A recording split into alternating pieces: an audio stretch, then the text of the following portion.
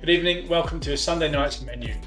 Changeover day, the first day of the week for the guests. Your previous guests would have left in the morning, the new ones arrive in the evening, usually around 5 o'clock, and this is the menu that they'll be eating. Okay, so I'll say it over and over and over again. This is the black box that will arrive. It'll come, the drivers will drop it off in the morning, and please check that you've got everything that you need. Okay, go through it when the box arrives, check that everything's there, that you've got enough portions. We have a pretty good system for making sure that everything does get put in the right boxes. Sometimes that goes astray, or sometimes something might change. A guest arrives and says, actually I'm gluten-free instead of, I don't eat meat, or whatever. But just check early, because in the morning I can order something else, I can make something else, I can get the extra portion or whatever it is that you might be missing to you. But if you call me at 7 o'clock in the evening, there's very little that I can do unless I've already got the food sitting in the fridge. I won't actually be in the kitchen in the evening, so it's quite important to get this information to me as quickly as possible, and know that when you come in the evening you've got everything that you need.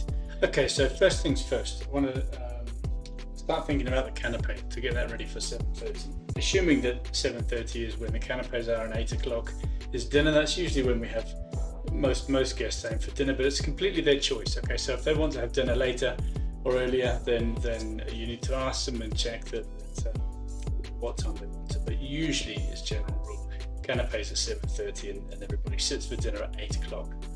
Okay, now I'm going to talk a lot about pans. Okay, old pans and new pans, good pans and knackered pans. Okay, these two pans. This pan looks brand new, and it's done a whole season so far in this chalet. So if you look after your pans, then they'll look after you. Actually, the idea is that non-stick Teflon pans eventually break down, and they don't last forever. And the idea is that you keep your new good pan in good condition and only use it for a couple of things. Okay, we use them for scrambled eggs, we use them for frying fish, and actually I think that's about it.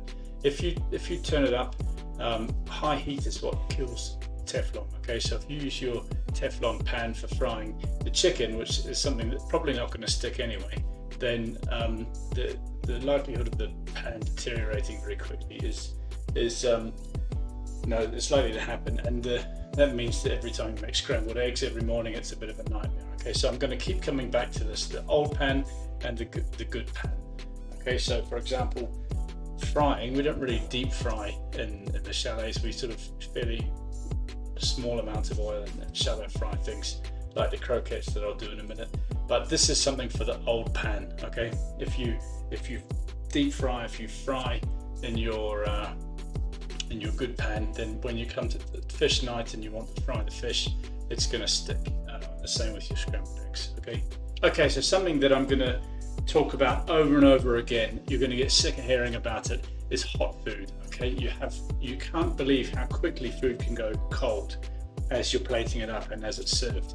Okay, so it's vital that the plates are hot. Okay, the plates, I've got my plates in this kitchen. I've got a microwave and I've got an oven. Okay, so if you can't get the plates into the oven, which is the ideal, then you can heat them up in the microwave with a small cup of water.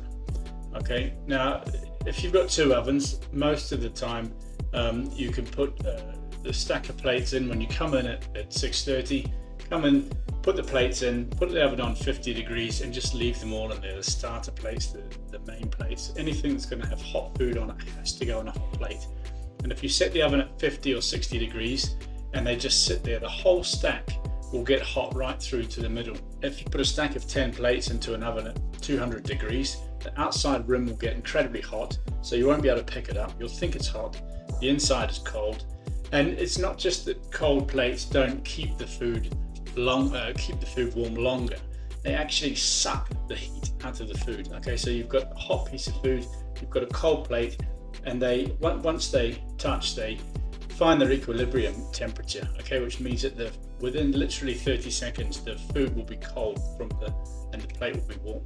Okay, so we really have to avoid that. One is we need to plate up quickly and efficiently. If you're in a bigger chalet and you've got two of you, then line the plates up, start on one side, work your way along with the component. The next person comes along behind you and does the next thing, and then you go around to the back and carry on again. Okay, so this really has to be something that we install quickly, and I guarantee the first time that we come for dinner, we'll walk in, there'll be 20 chalets all testing food, and I'm going to guess and say that 2 of them will have hot food and everyone else's will be cold. Okay, so prepare yourselves for being ranted at.